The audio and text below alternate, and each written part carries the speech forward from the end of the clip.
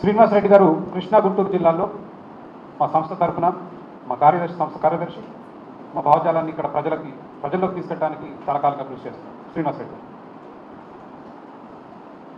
ముఖ్యంగా ఈ 22A నిషేధిత భూముల జాబితాలో అసైన్డ్ భూములు, బీఫామ్స్, డీకేటీ పట్టాలు లేదా చుక్కల భూములు ఇన్ని రకరకాల పేర్లతో అంటే కేవలం అనుభవదారులు మాత్రమే, వాళ్ళు ఆస్తి హక్కుదారులు కాదు అని ఆఫ్టర్ ఇండిపెండెన్స్ ఇంకా రికార్డ్స్ అన్ని సవరించుకోవడానికి రెవెన్యూ కార్యాలయాల చుట్టూ, సీసీఎల్ఏల చుట్టూ, కోర్టుల చుట్టూ తిరగాల్సి వస్తుంది. More than 50% of the land, అది మోస్ట్ అగ్రికల్చర్ ల్యాండ్స్ సిటీల దగ్గరలో అయితే ఈ రాజీవ్ గృహకల్ప లేదా జగనన్న సెండు భూములు ఇలాంటివన్నీ కూడా పూర్తి హక్కులు ఇచ్చినవి కావు.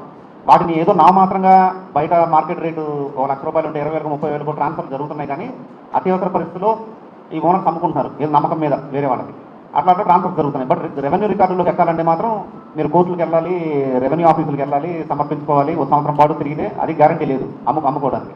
ఈ తక్కువ రేటు మీద అయితే అనాథరైజ్గా జరుగుతున్నాయి. దీనికి పూర్తిగా శాసనసభ హక్కు పరిష్కారం కోసం ఏంటంటే రోల్ బ్యాక్ 22A అంటున్నాం. అంటే పూర్వపు ఓనర్స్ ఏదైతే ఉన్నారో ఓల్డ్ ఆర్ఎస్ఆర్ కాపీల్లో వాళ్ళకి ఇచ్చేయండి, ఆ ప్రూఫ్ ఏదో వాళ్ళు చూపించుకుంటారు ఎవరైతే ట్రాన్స్ఫర్ చేయించుకున్నారో ఏంటనేది. దానికి పూర్తిగా ప్రభుత్వం అనేది చేయి పెట్టడం అనేది భస్మాసుర అస్త్రం లాంటిది. ఈ డిస్క్రిషనరీ పవర్స్ ఉన్నటువంటి ఈ ప్రభుత్వ విధానంలో అంటే రాజ్యాంగపరంగా పబ్లిక్ సర్వీస్ కమిషన్స్ నుంచి వచ్చినటువంటి రెవెన్యూ డిపార్ట్మెంటే కావచ్చు, సీసీఎల్ఏలే కావచ్చు, ఇటు జ్యుడిషియరీలో ఉన్న వాళ్ళు కావచ్చు, ఒకదానికి ఒకటి సంబంధం ఉండదు. అధికారి మారిపోయి ట్రాన్స్ఫర్లు వచ్చి, ప్రమోషన్లు వచ్చి లేదా లీవ్లు పెట్టి అతను వచ్చేదాకా మళ్ళీ బాధ్యతలు వెయిట్ చేయాలి ఈ చిన్న అరంగంలో కరెక్షన్ కోసం కూడా. ఈలోపు ఎలక్షన్లు అవుతుంటాయి, జడ్జీలు మారుతుంటారు, ఒక పక్క ఎంఆర్ఓలు మారుతుంటారు. జీవితాంతం ఏంటంటే సాగు చేసుకోవడానికి పనికొచ్చే భూమి అనుభవదారుడు తప్ప ఎమర్జెన్సీ పరిస్థితుల్లో అమ్ముకోవడానికి ఉండదు, లోన్లు తీసుకోవడానికి కూడా ఉండదు. సో దాని మీద ఈ ప్రయత్నం అండి. నెక్స్ట్ మన ఏబీ గారు మాట్లాడతారు.